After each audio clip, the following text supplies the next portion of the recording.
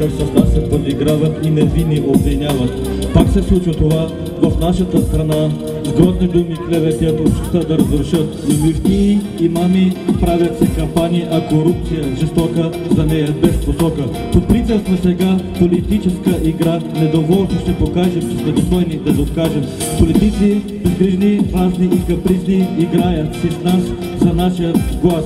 Изглежда е модерно на бялото да кажеш черно, истината да се скрие, лъжата да пробие. Истината е такава, застъпника се поощрява, а честните мирни хора ги гонят без умора. Истината е такава, застъпника се поощрява, а честните мирни хора ги гонят без умора.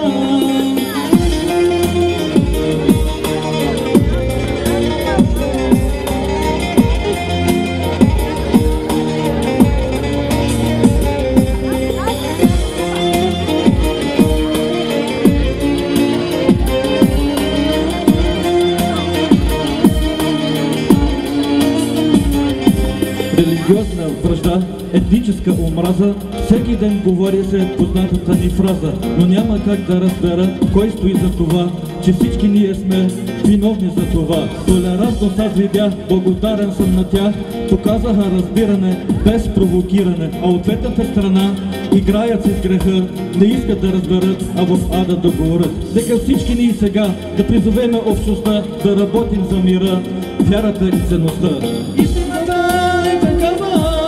Застъпника се поощрява, а честните мирни хора ги гонят без умора.